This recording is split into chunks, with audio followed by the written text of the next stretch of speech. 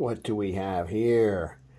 We have this spooky looking, it's not that spooky, but I got the skull background going here, so I thought the red and black Kizer here would look kind of scary. But what's really scary is the, god damn. Okay, there we go. What's really scary about this one is the double clutch. You ever driven stick shift before, Freddy? No.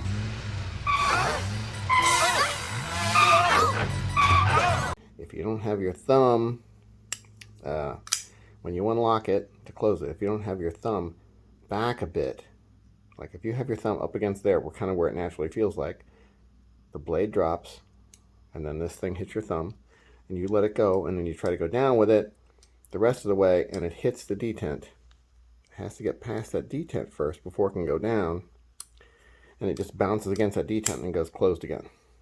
Or, sorry, all the way open again, locked open. Sometimes it goes down, but most of the time, it bounces back up to open. If you do it just right, though, you can get it to close. It's a pretty bad double clutch on this guy. This is the small Kizer Sheepdog with the aluminum handles. I think they have it in G10 and maybe in Micarta too. Not sure. It's kind of a cool one though. I think it has the same pocket clip as the big one, maybe. Maybe it's a shorter version. I don't know. Yeah, it's that real thin metal like the one that I broke and had to make a new one. If it wasn't for the double clutch, the action would be pretty okay. As it is, you can use the double clutch for this fun game. So you pop it unlocked, and then you put your finger up against it and pop it down the rest of the way. That's kind of fun. It's called the Detent Pop. The Detent Pop.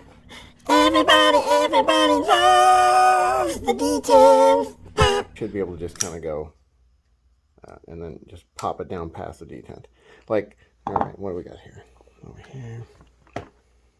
Okay. I don't remember what this one's called. It's a Miguron something or other. I mean, this one has great detent and unlocking. So even if I put my thumb up near the front, if it drops down, I press the lock open, blade drops, it's already past the detent. See, that easy. No double clutch. If I put my thumb way up here, uncomfortably far, I can stop it at the detent. Now it's ready to double clutch, except it just falls past it anyway. I mean, I can intentionally bounce it back up to lock, but if I just give it a little bit of drop, it just drops, as it should, because the detent's not pressing so hard on it that it stops it from going by the detent. It's great action.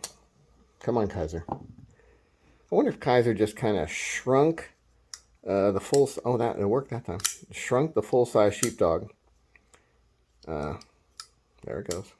If you do it just right, once you learn it, you can kind of do it. You can kind of just give it the right oomph and get it to go down. That's what she said. I wonder if they just shrunk the full-size sheepdog, and because of that, the shrunken dimensions just don't work well with the smaller, lighter blade. Yeah, I'm not sure. You could do better though, Kizer. The look of this thing is great. I think these are aluminum scales over a steel liner lock type frame. And then the blade is 154, so really nice. Really, it's a nice small knife. Now I can't get my whole hand on it. It's a 3-finger knife, but it still feels pretty good. And if you wanted to, you could put your finger up across this. It'd be better if it was a no flipper and had a thumb hole. I don't know why they don't do that, especially with this one, because you could really use like a choil curve right here and then a place to put your finger right there. That'd be great. Anyway, we got the... Ooh, that's another little negative on this one. But it's probably the same with a lot of small knives.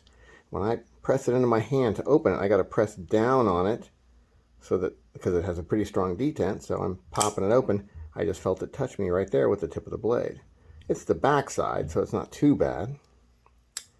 But I definitely felt it. It's hitting my hand right there as it opens up. No cut. If I did it hard enough, it might.